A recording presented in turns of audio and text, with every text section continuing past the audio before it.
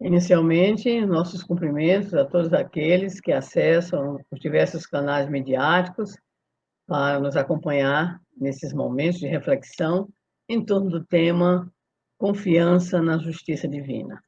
Gostaríamos de registrar nosso agradecimento à Federação Espírita da Flórida, que nos fez este convite, e nos solidarizarmos com todos vocês, não apenas dos Estados Unidos da América, mas de todos os lugares que nos acompanham, diante do momento de dificuldades, de testemunhos que todos nós vivenciamos por ocasião desta pandemia. Nada mais oportuno do que podermos trazer algumas reflexões em torno da confiança na justiça divina. Gostaríamos de esclarecer que não é uma palestra para convencer a quem quer que seja, mas falamos diretamente aos corações, às mentes daqueles que já nos afastamos diretamente do ateísmo, do materialismo, do ceticismo, mas que precisamos, todos que vivenciamos a experiência do cultivo da espiritualidade, todos necessitamos refletir, pensar, para melhor compreender a Deus e estabelecermos para com a divindade esta relação tão necessária de confiança e de amorosidade. A benfeitora espiritual Joana de Ângeles, pela mediunidade do nosso Divaldo Pereira Franco, numa obra que consideramos extraordinária, Estudos Espíritas, publicada pela Federação Espírita Brasileira, nos apresenta logo no seu primeiro estudo, seu primeiro capítulo, algumas considerações muito relevantes para todos nós que desejamos, de alguma forma, entender melhor a Deus, compreender melhor a justiça divina. Ela nos diz, gostaríamos da sua permissão para uma leitura ipsis literis, para podermos, então, compreender melhor. Toda e qualquer tentativa para elucidar a magna questão da divindade redunda sempre inócua, senão infrutífera, traduzindo esse desejo à vã presunção humana na incessante faina de tudo definir e entender. No segundo parágrafo, nos afirma: acostumado ao imediatismo da vida física e suas manifestações, o homem ambiciona tudo submeter ao capricho da sua lógica débil, para reduzir a sua ínfima capacidade intelectual à estrutura causal do universo, bem assim as fontes originárias do Criador. Nos diz, então, a benfeitora espiritual em curto comentário. Você vai tentar entender a Deus, mas vai ter dificuldade, porque nós temos realmente uma espécie de viciação em tudo subordinar aos nossos padrões, ainda tão pequenos, né? Ainda tão limitados. O que ela nos afirma vai ao encontro da questão do número 10 de O Livro dos Espíritos, quando Kardec pergunta: pode o homem compreender a natureza íntima de Deus? E a resposta: não, falta-lhe para isso o sentido. Na verdade, nos falta condição, categoria espiritual, vamos dizer assim, para podermos chegar a essa compreensão. Por essa razão, na continuidade do próprio estudo do Livro dos Espíritos, a partir da questão 11, Kardec vai indagar se a gente vai ter um dia a capacidade de compreender. E a resposta também vem em nosso socorro, quando nós nos libertarmos principalmente de todo esse peso material, quando buscarmos a nossa evolução espiritual, aí sim, nós poderemos compreender e ver a Deus, né, dentro daquela compreensão de que, à medida que nós estamos evoluindo, a nossa percepção se assemelha àquela pessoa que sobe uma montanha, e quanto mais alto vai subir nessa montanha, melhor percepção ela tem, né, daquilo que é a ronda, daquilo que é a planície, e por que não dizer daquilo que é o todo, né, que circunda esta ambientação. Nós estamos, então, nessa grande escalada. A dificuldade que, ao longo da história, nós tivemos de compreender a Deus, isso é patente. É tão patente que, no século XVIII, Voltaire, o grande filósofo francês, ele chegava a dizer: eu acredito no Deus que criou os homens, e não no Deus que os homens criaram. Isso no século XVIII. Mas no século XIX, um outro pensador francês fez algo parecido, disse algo bem próximo, que é Alphonse Karr. Ele vai dizer: eu creio no Deus que fez os homens, e não creio no homem, um Deus que os homens fizeram. Por que essas afirmativas, tanto do Voltaire quanto do Alphonse Descartes? É porque o homem ele vai começando a sua busca da divindade realizando um processo estranho, que é o processo de identificar a própria criatura, no caso, né? Ele com o seu pensamento, com o seu meio, puxando, vamos dizer assim, a ideia da divindade para o formato material imediato que ele tem, vamos dizer assim, maior convivência, maior relação. Então, o que vai ocorrer? É que, ao longo do tempo, da história da humanidade, nós vamos encontrar as coisas mais estranhas, mas a gente não deve olhar isso só como uma coisa do passado. Hoje ainda nós temos também muita coisa estranha em termos de compreensão em relação à divindade. Mas entendemos que cada povo, assim como cada criatura, tem o seu caminho, tem a sua estrada, né? E essa estrada lhe fornecerá, então, as condições de melhor compreensão. Mas vamos dizer que, primitivamente, né, o homem confundiu a divindade com a própria obra. É por essa razão que, quando nós estudamos a evolução do pensamento religioso, nós vamos nos defrontar com algumas formas estranhas de adoração, como, por exemplo, a litolatria, que seria a adoração de pedras, de determinados arranjos da natureza sob o ponto de vista material. Vamos encontrar a litolatria, que seria exatamente agora a ideia ou a compreensão do Deus mais vinculado às plantas, por isso até hoje nós ouvimos falar das famosas árvores sagradas, né? Vamos também para a zoolatria, presente inclusive ainda, né, em algumas culturas, então a adoração a animais.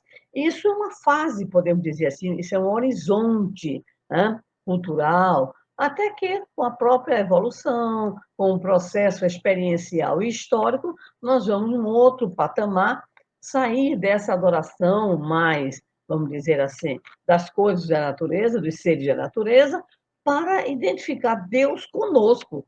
A coisa fica complicada, né? Já imagina, né? Então, nós vamos ter uma ideia não de Deus, mas de deuses. E esses deuses nós começamos a construir naquilo que ficou comumente chamado de mitologias, né? Nós vamos, então, atribuir aos deuses as nossas imperfeições, angústias, as nossas próprias atividades, as nossas paixões vis. Então, só para dar um exemplo, para a gente refrescar a memória, que todo mundo que está nos ouvindo provavelmente já ouviu falar, já leu e conhece, inclusive alguns melhor, muito melhor do que nós que estamos aqui. Então, só o mais famosão, até por causa de filmes mais atuais, Thor. Oh, meu pai do céu, né? Thor, o deus do trovão, que figuraça. É a mais famosa figura da chamada mitologia nórdica, filho de Odin e Frigga, o mais poderoso com o seu martelo, faz um barulho danado, né? Mas nós temos as mais famosas e tradicionais mitologias, as mitologias romanas e gregas. Só para a gente relembrar também algumas figuras. Por exemplo, Diana, a deusa romana da lua, que está muito bonita, inclusive, né?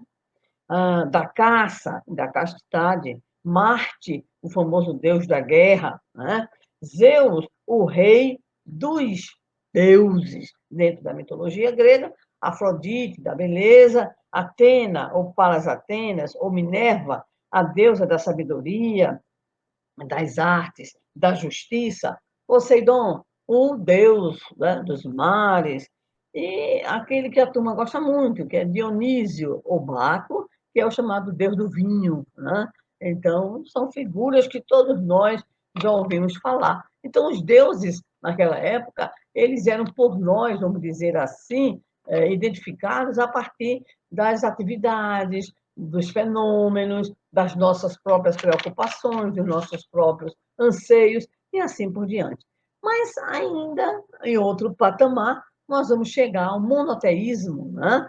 E o monoteísmo nos trará também ele visões diferenciadas. É só abrirmos o Evangelho segundo o Espiritismo, no seu capítulo 1º, e veremos, então, as considerações do codificador em torno da visão, por exemplo, da primeira revelação, Moisés, o Deus dos exércitos, o Deus vingativo, o Deus que pune não apenas nessa geração, mas nas outras gerações, e até encontrarmos, até chegarmos, vamos dizer assim, à visão monoteísta, mas transcendental, que será trazida por Jesus. Mas o que é importante também registrar é que esta visão, ainda que monoteísta, né, ela terá a ver diretamente com o quê? Com as nossas questões de ordem histórica, religiosa, cultural, né? E podemos dizer com toda certeza, de acordo principalmente com a nossa condição evolutiva ao longo dos milênios. Há pessoas que se destacam, há lideranças ou pensadores, ou até mesmo pessoas que cultivaram a sua espiritualidade de forma diferenciada. Mas, na verdade, o que nós encontramos é algo até estranho, que é uma visão, muitas vezes até triste nos dias atuais, né, de Deus mais materializado, de um Deus negativo, ou de um Deus com o qual eu estabeleço uma espécie de negociação, né, para obter vantagens e assim por diante. Ou seja, mesmo com o processo, de alguma forma, evolutivo, de cultura, né, das nossas condições e conceitos éticos, filosóficos, científicos, ainda assim, nós ainda temos e mantemos muita confusão em torno da figura da divindade. E, claro, que o tema é amplo, ele é complexo, né? E nós vamos precisar fazer um recorte. E escolhemos um recorte para este momento, aqui, entre nós. O recorte será exatamente Jesus e Kardec, ou seja, o cristianismo, em especial, o que Jesus nos diz sobre Deus e o que a doutrina espírita ela está nos trazendo sobre Deus, para que essa necessidade de compreensão da divindade e da sua justiça, isso possa trazer para os nossos corações e mentes mais serenidade, mais confiança, a fim de que possamos enfrentar as lutas, os testemunhos que nos aguardam e que estão, muitas vezes, bem pertinho de nós. Então, vamos fazer um recorte inicialmente, vamos fazer uma imersão, né, dentro de alguns textos que Jesus, o texto, Novo Testamento, os 4 evangelhos, nos apresentam em torno das falas de Jesus. A primeira, claro, é que todos nós conhecemos, é a oração dominical, é o Pai Nosso. Quando Jesus usa essa expressão, Pai Nosso, é uma visão completamente diferente da divindade. A divindade é um pai. E dentro da compreensão da própria cultura, é o pai que provê, é o pai que cuida, é o pai que orienta. Então, o pai que não é pai dos judeus, é o Pai Nosso. E, sem dúvida alguma, nos comentaria Allan Kardec, essa ideia nos auxiliaria muito, de forma extraordinária, a superação de preconceitos, a superação de tantas divisões que temos entre nós, os humanos, se nós realmente pudéssemos compreender Deus como Pai de todos nós. Mas pensamos algumas outras afirmativas de Jesus que foram, vamos dizer assim, registradas pelos discípulos, a fim de que nós possamos encontrar algumas ideias sobre a divindade que Jesus nos apresenta. Vamos lá. Jesus vai dizer em certo momento, eu trabalho e meu Pai trabalha até hoje. Então, Jesus nos traz a figura não do Deus que criou e se ausentou, não, mas do Deus ativo, do Deus presente. E é esse Deus ativo e presente que vai nos ajudar a compreender a chamada providência divina. Ele, segundo Jesus, Deus, nosso Pai, faz com que o sol brilhe sobre bons e maus, chova sobre justos e injustos. Ou seja, é um Pai que nivela, que não faz aquela acepção de pessoas, né? Mas que nos favorece com a natureza, com a bondade, né? Que essa natureza mesmo, ela transborda naquilo que é tão necessário para a nossa sobrevivência. Em outro momento, nós vamos encontrar Jesus conversando com a mulher samaritana lá na Samaria, no poço de Jacó, e ele, em determinado momento do diálogo, vai dizer para ela que Deus um dia seria adorado, não ali no poço, na Samaria, nem tampouco no templo em Jerusalém, mas que Deus era espírito e importaria que fosse adorado em espírito e em verdade. Ora, essa colocação é extraordinária, porque nos faz entender uma forma de relação da criatura com o Criador, não mais dependente de local, não mais dependente de formas propriamente exteriores, como ele vai nos apresentar também, inclusive, ao narrar a parábola do fariseu e do publicano, quando nos chama a atenção para a prece sincera, essa forma de adoração a Deus que precisamos alimentar no coração e não só nos lábios. Então, em outra oportunidade, vamos encontrar Jesus dizendo acerca de Deus e sua bondade, que ele não dá pedra a um filho que merece pão, nem dá uma serpente a um filho que merece peixe. Ou seja, Deus é justo, é misericordioso, ele provê as nossas próprias necessidades. Por essa razão, ele nos diria ainda, chamando-nos a atenção para a natureza, para os animais, para a flor do campo, para os lírios, e nos situando como seres superiores, sob o ponto de vista, né, de que nós já estamos na racionalidade, já estamos nessa condição de evolução. E ele diz que se Deus cuida da erva, Deus cuida dos pássaros, o que não faria conosco, ou seja, os seus filhos. Né? Então, Jesus vai nos trazendo compreensões dele acerca da figura da divindade, para que nós, então, possamos chegar a algumas conclusões. Deus é o Deus que cuida de nós, que cuida dos seres que criou, da erva, do campo, dos pássaros dos céus, mas em outros momentos, em outros relatos, vamos encontrar em Jesus a compreensão de que esse Deus nos perdoa, tem misericórdia para conosco, ele nos dá de conformidade com aquilo que merecemos, ele não nos castiga no sentido de uma ação, vamos dizer assim, até raivosa, não, ele é amor. O seu reino está dentro de nós, nós precisamos descobri-lo pelo processo de imersão na nossa própria maneira de ser, de pensar, de sentir e de agir, o autoconhecimento. Então, nós gostaríamos de destacar ainda, para a compreensão do pensamento crístico em torno de Deus e da sua justiça, dois momentos que destacamos no Evangelho de Mateus. O primeiro, no próprio Sermão do Monte, capítulo 5, versículo 48, quando Jesus estabelece para nós a meta existencial: sede perfeitos, como perfeito é o vosso Pai Celestial. Ora, Jesus nos aponta a perfeição como o nosso caminho. O Deus que nos criou, o Deus que cuida de nós, é o Deus que estabeleceu para nós a meta da perfectibilidade intelecto-moral, ou o progresso completo, como nos situa a terceira parte do Livro dos Espíritos. E também em Mateus, agora no capítulo 16, versículo 27, quando Jesus assevera: a cada um segundo as suas obras. Então, nós chamamos a sua atenção, preste atenção para que nós possamos fazer esse raciocínio. A primeira fala de Jesus, ou seja, né, que nós deveríamos buscar essa perfeição, nos diz, então, da nossa destinação. Nós somos destinados à perfeição. E a segunda fala, a cada um segundo as suas obras, Jesus nos revela a nossa condição de autores ou de artífices que somos dessa destinação. Ou seja, Deus nos dá a destinação, mas nos coloca, no popular, na estrada, na jornada, na caminhada, para que essa destinação ela seja conquistada por nós. Nós não seremos perfeitos por um ato da graça imediata do Senhor, no sentido de, pronto, agora você já é perfeito. Não, isso não existe. A perfeição é uma conquista.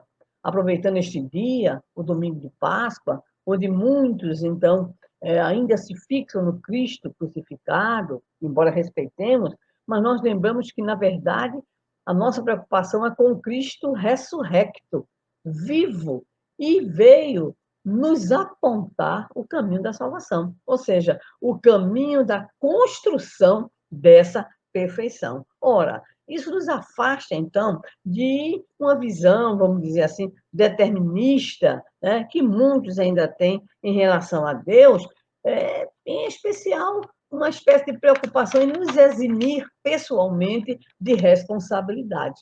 Não, nós somos os artífices dessa busca de perfeição.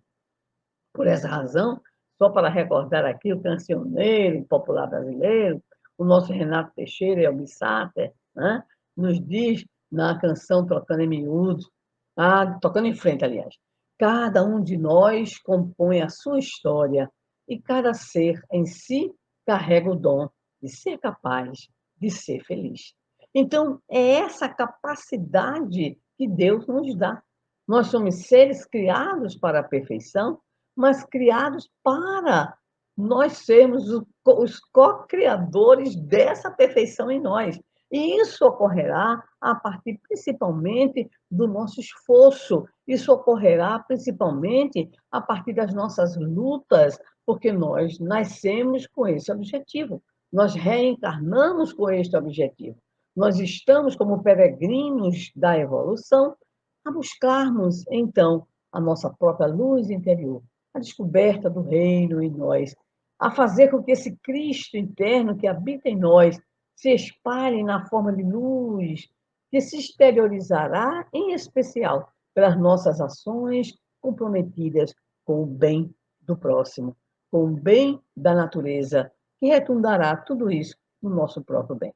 Então, vamos buscar ainda nas falas de Jesus uma singular contribuição que o nosso mestre nos dá para a compreensão sobre Deus e essa sua relação conosco, e principalmente sobre a confiança que devemos ter em relação a Deus, quando ele nos conta a conhecida história, a parábola do filho pródigo, conforme lá se encontra em Lucas, capítulo 15, e ainda estou com a cabeça boa, né? Então, ele vai contar a história da ovelha perdida, da dracma perdida e do filho pródigo. Então, vamos ver e vamos tentar relacionar essa parábola com o que já estamos dizendo até agora, né? Ou seja, o filho, somos nós, o filho escolhe, então, o seu caminho, aquele caminho que ele vai percorrer. É o que acontece conosco. Fomos todos criados, simples, ignorantes, nos informa o livro dos Espíritos. E Deus, então, nos proporciona a oportunidade de desenvolvermos o nosso processo de evolução através das lutas, das tribulações. Vamos ver daqui a pouco, questão 132 e o Livro dos Espíritos. Então, o filho, ele escolhe o seu caminho a percorrer. Ora, quando ele escolhe, isso implica que ele já teve a liberdade. Ele foi até o pai, ele pediu ao pai a parte, né, da sua herança, recebe, porque o pai respeita a escolha do filho, que o filho já tem condições de escolher, já tem um nível de compreensão que lhe permite, então, a escolha. Ele escolhe e segue o seu caminho, vai, então, palmilhar a sua jornada. Ora, a escolha é natural, todos nós sabemos disso, ela produz o quê? Consequência. Quando você escolhe fazer isso ou aquilo, você está, pelo menos, advertido pela própria experiência de que virá o resultado, ou a consequência, né? Ou aquilo que ocorrerá se você realizar isso ou realizar aquilo. Então, o livre-arbítrio é um atributo do espírito, já em sua complexidade, claro, né? Quando ele alia conhecimento, vivência, ele desenvolve livre-arbítrio. O que ocorre, então, com o menino, no caso, o jovem, né? Ele desenvolveu a sua capacidade de livre-arbítrio, ele fez a sua escolha, ele pediu ao pai o dinheiro, e ele seguiu o caminho dele. Ou seja, ele elegeu uma jornada, e todos nós conhecemos a história. Foi viver de maneira dissoluta num país distante, e lá dizimou toda a sua fortuna em vícios e assim por diante. Mas o que vai acontecer? Sobrevirá, aliás, ali naquele local, fome, né? Um momento difícil, e aí ele vai se ver sem nada. Nessa hora que ele se vê sem nada, sem amigos, claro, porque os verdadeiros amigos aí já não existiam mais, aliás, nunca existiram, na verdade, Né? Então, ele se vê só, e ele se vê numa situação degradante, que é a escolha, é a consequência da sua escolha. Ele não podia comer sequer das alfarrobas que os porcos comiam. Olha, imagina, que tristeza, né? Que situação difícil. Ele, então, cai no arrependimento e tem um momento que nós chamaríamos de tomada de consciência. Ele vai, provavelmente, evocar as lembranças da terra de seu pai, da fazenda, de tudo aquilo que ele viveu lá. Ele vai lembrar que os empregados do pai dele tinham pão em abundância. Ele, então, usando a expressão aí popular, cai na real. Né? E quando ele cai na real, ele diz, sofrendo sem dúvida alguma, voltarei e direi a meu pai, pai, pequei contra o céu e diante de ti. Já não sou digno de ser chamado teu filho, mas trata-me como um de teus jornaleiros, um de teus funcionários. Ora, imaginamos que a volta desse filho pródigo não foi fácil, né? Se a ida foi cheia de dinheiro, a volta sem ninguém, sem recurso, e principalmente com esse remorso, essa culpa que ele vai carregando no seu interior, mas ele volta. O caminho a gente não sabe exatamente o tamanho, mas não foi fácil. E ele retorna com aquele fito, com aquele objetivo de dizer ao pai que havia pecado contra ele. E realmente, quando ele vai chegando, o pai o vê ao longe. É um detalhe muito importante, porque se o pai o vê ao longe, o pai esperava. O pai sabia que ele voltaria, ou esperava que ele voltaria. E quando o vê ao longe, vai ao seu encontro. Mas ele quer dizer ao pai, pai, pequei contra o céu diante de ti, já não sou digno de ser chamado teu filho, trata-me como um de teus jornaleiros. Mas o pai não quer nem ouvir, porque já conhece o arrependimento, já identifica ali a situação nova daquele filho que amadureceu na dor, na dificuldade, na privação e na provação. Então, faz aquilo tudo que nós já conhecemos. Pede aos seus funcionários que tragam uma roupa, uma sandália, manda matar o novilho, faz aquela festa toda. Agora, prestemos atenção num detalhe. Este filho pródigo, ele só voltou porque ele confiava no amor, na bondade, ou no mínimo, no auxílio que o seu pai lhe daria.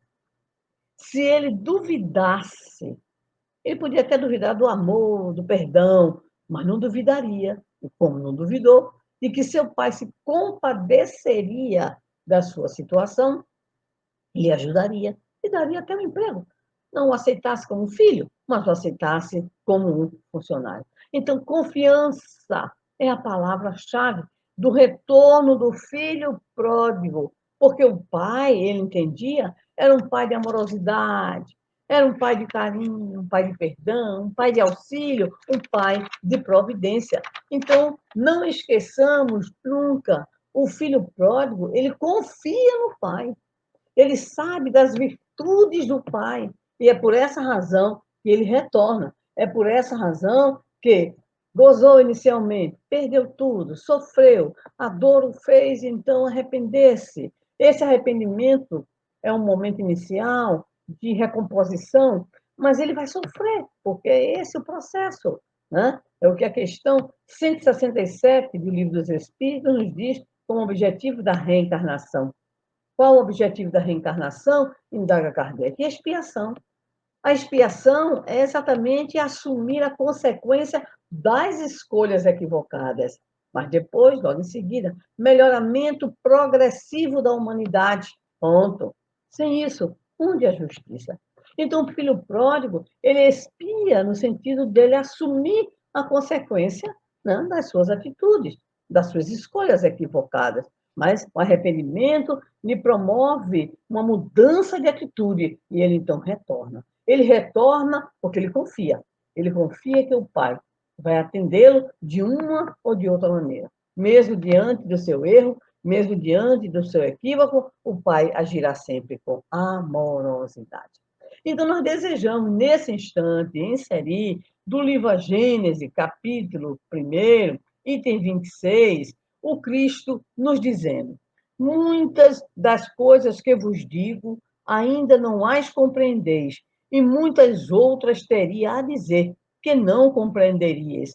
Por isso é que vos falo por parábolas. Mais tarde, porém, enviar-vos-ei o Consolador, o Espírito de verdade, que restabelecerá todas as coisas e vos explicará todas. É nesse momento que o nosso recorte inicial com Jesus vai ser enriquecido com aquilo que a doutrina espírita ela vai, então, adicionar, esclarecer, clarificar, em relação às palavras do Cristo, para que nós compreendamos aquilo que denominamos a justiça divina.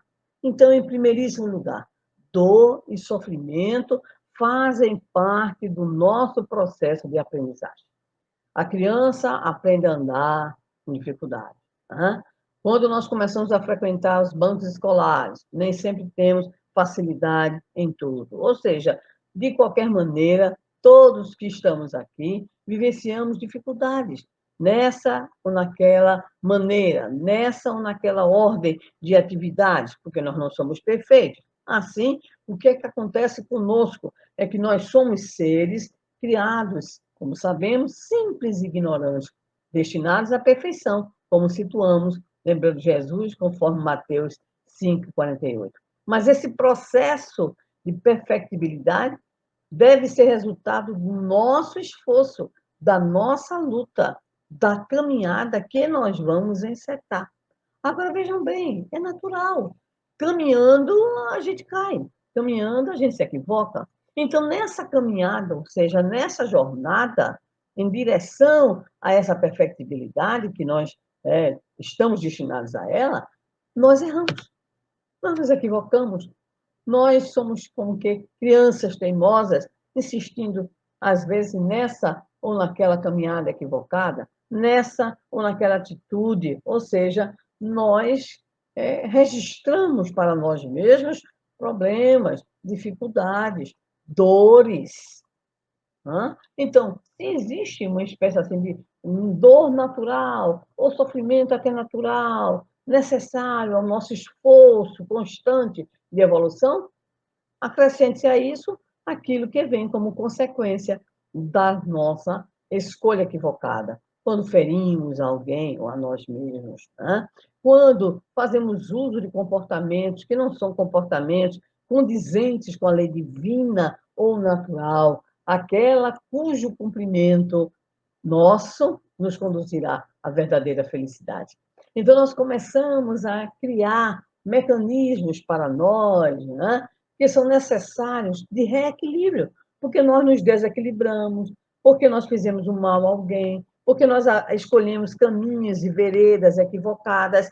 Então, tudo isso vai juntando, imagina, tá? E quando vai juntando, nós, então, começamos a perceber agora a outra característica desse Deus que confia.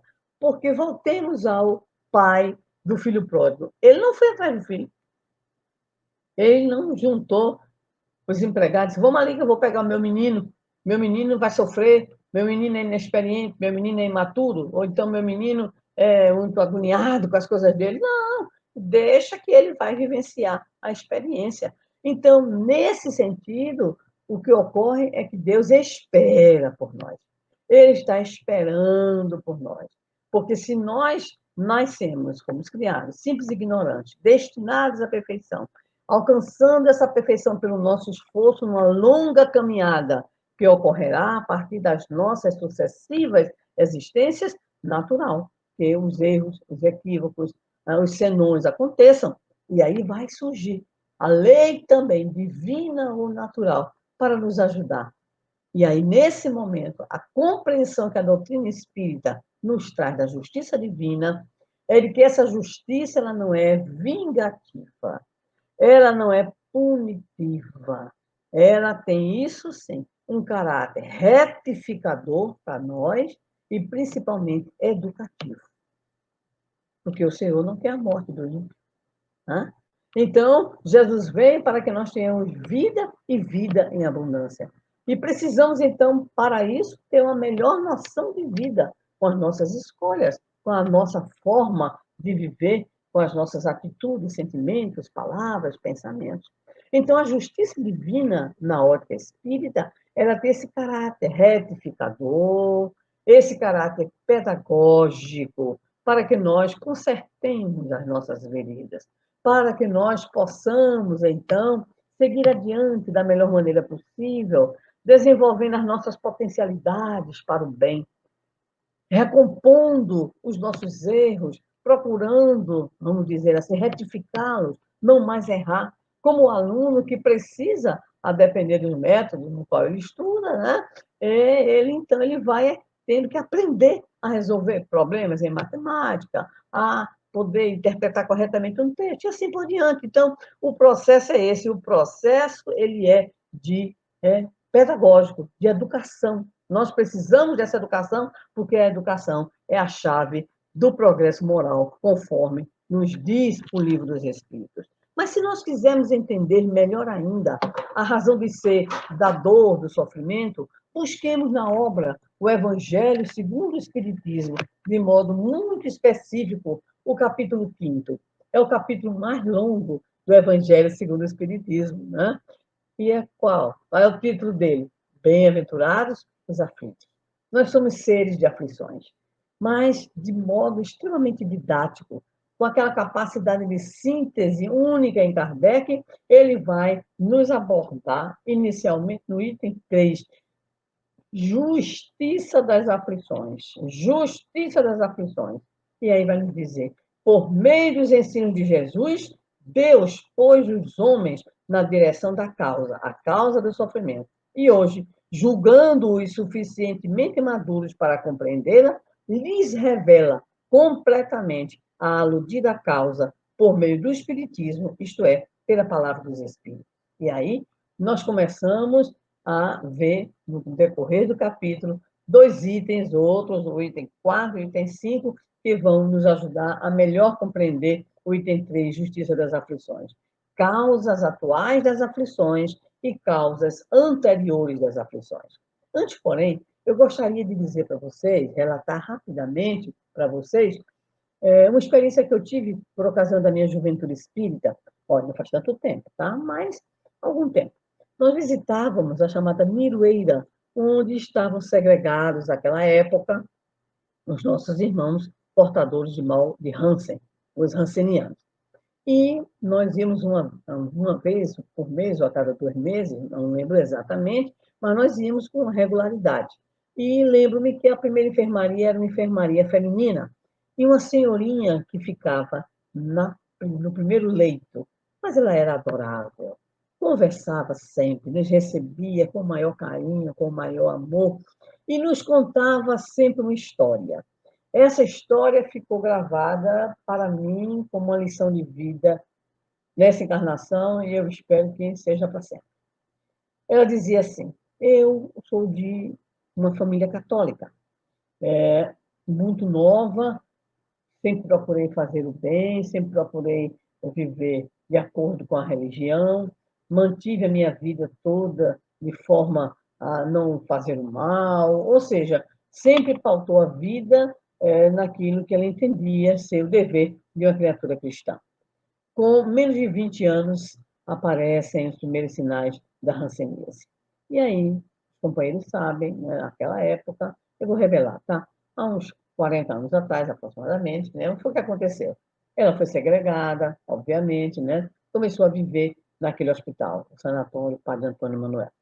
E aí, então, ela diz que a doença foi, tanto é que ela já era cega, tinha alguns outros problemas de saúde, as extremidades também, os cotos, enfim, aquelas dificuldades próprias da hanseníase. Mas o que nós ficávamos assim emocionados, os jovens, é quando ela dizia: eu passei a minha vida inteira perguntando, por que, meu Deus? Por quê?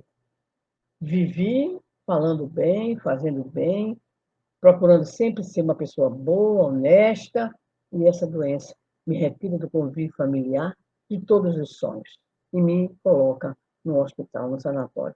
Fazia, naquela época, mais de 50 anos que ela estava lá.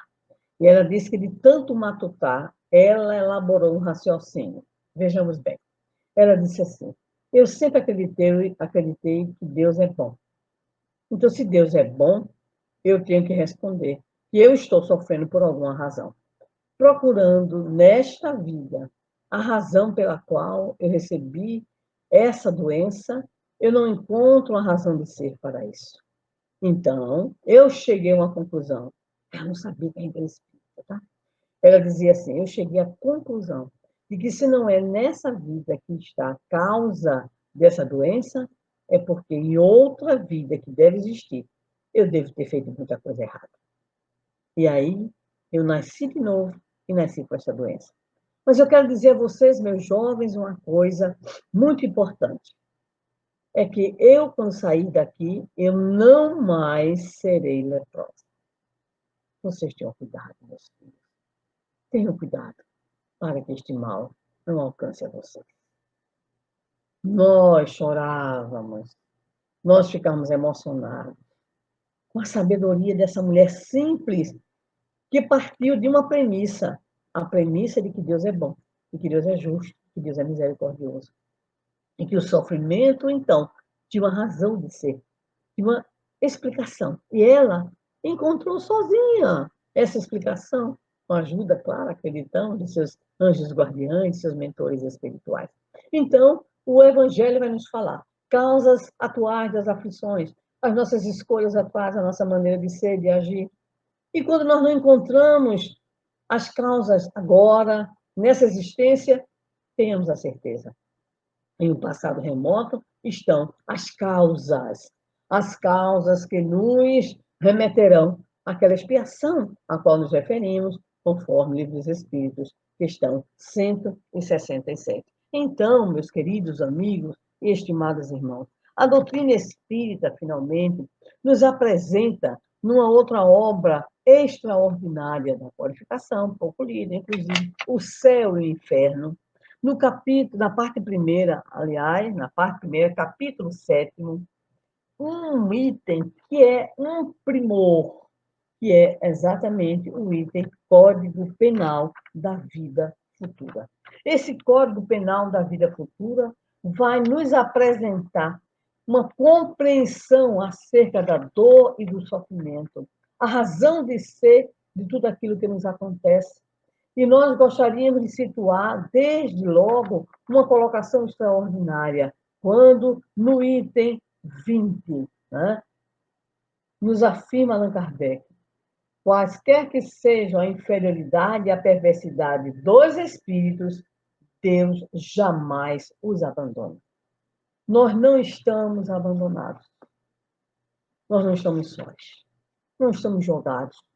E o Código Penal da Vida Futura vai nos revelar exatamente a razão de ser das expiações, das provas, para que nós entendamos que a dor que nos chega, que nos bate à porta, as provações, as privações, as doenças, as perdas, tudo aquilo que nos acontece nessa caminhada a qual nos referimos desde o início, é fruto ou da necessidade evolutiva, normal, natural, ou consequência das nossas escolhas equivocadas. Juntando as duas coisas, dá uma situação, às vezes, complicada para a criatura humana, não é verdade? Mas Deus não nos abandona. O que é que isso nos traz, então, enquanto lenitivo, enquanto esperança?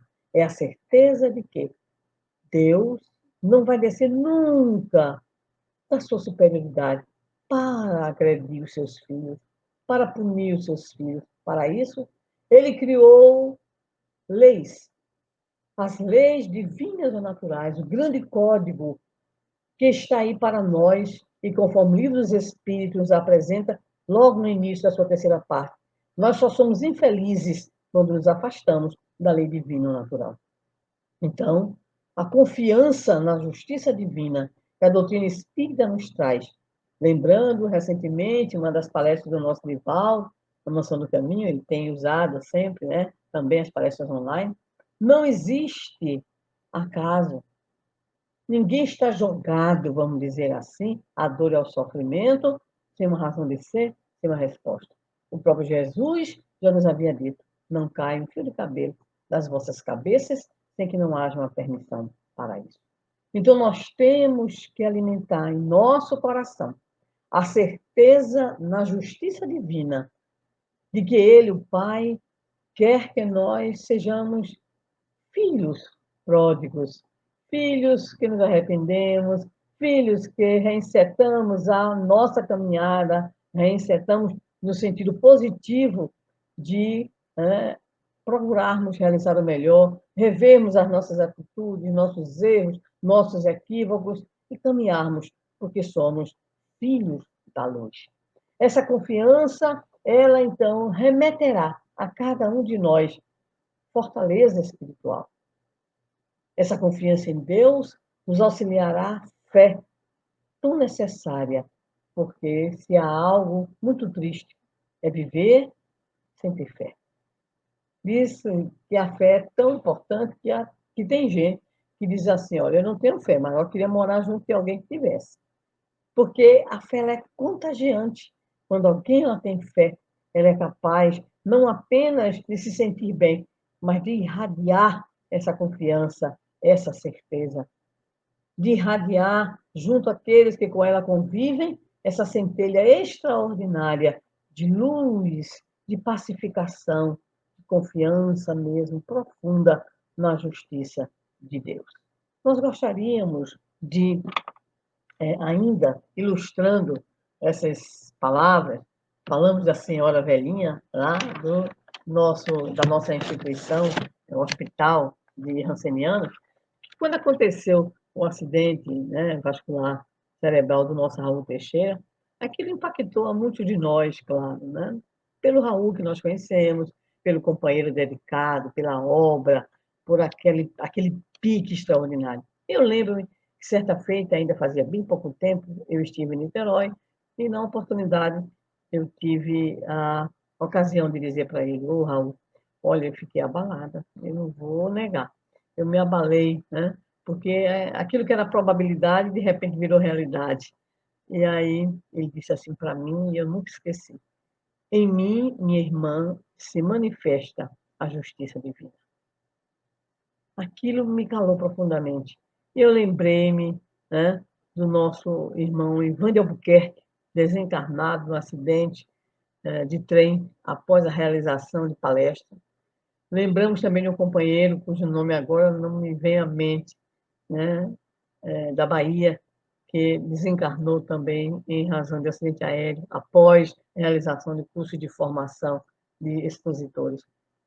E nós nos lembramos que, de fato, em nós, como Jesus disse ao ser indagado sobre o tal cego de nascença, nele se manifesta a justiça divina, as leis de Deus.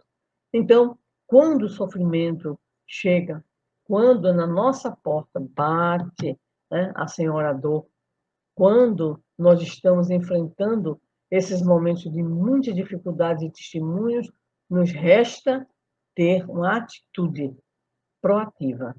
Não é a atitude daquele coitadinho, né? Mas a atitude daquele que entende, ou aquele que busca entender a manifestação da vontade divina. Lembro-me também, em razão dessa própria temática, que quando muitas vezes encontramos pessoas nas ruas, amigos, conhecidos, e indagamos como vai, a pessoa às vezes gosta de responder assim, como Deus quer. E aí, refletindo sobre isso, começamos a responder: então está muito bem. E a pessoa retruca: não, como é que pode? Porque se está como Deus quer, e Deus quer o nosso bem, nós devemos estar bem, qualquer que seja a situação. Mas é exatamente por isso. É a nossa visão equivocada. É o nosso ponto de vista, conforme Joana dizia, imediatista. Nós queremos a lógica, aliás, nós usamos a nossa lógica limitada, bastante limitada, para tentar entender a manifestação dessa divindade. Então, que nós possamos alimentar em nosso coração uma certeza. Não temos ainda o sentido, mas busquemos em Jesus, nosso modelo e guia, aquele que nos ensinou que o Pai é Pai de amor, de misericórdia, Pai de cuidado. Que nós possamos, assim, nesses momentos em especial de dor, nesses momentos de testemunho, de perdas, de angústias, de ansiedades, acalmar o nosso coração. Repetindo, e pediríamos a licença para a leitura daquele que é considerado um dos salmos mais bonitos em razão de toda essa leitura que o salmista nos traz. Um detalhe, o Salmo 23, ele foi escrito para Davi, por Davi, aliás, quando ele fugia, ele estava no deserto. Ele estava no deserto, sofrendo perseguição, então ele está no momento de dificuldade. Então é muito bonito entender, né, a beleza do Salmo 23, sabendo que Davi estava num momento difícil, num momento de testemunho. Ele vai nos dizer, e nós gostaríamos que você que nos acompanha, né, nos pudesse, então, recolher em seu coração essas palavras com as quais encerraremos a nossa participação, agradecendo a todos, à Federação Espírita da Flórida, ao Facebook da Mansão da Caminha, ao Web Rádio Fraternidade, enfim, a todos os canais. Agradecendo e renovando os nossos compromissos, né, de estudo, de divulgação e, principalmente, de busca dessa confiança limitada em Deus, nosso Pai, de amor e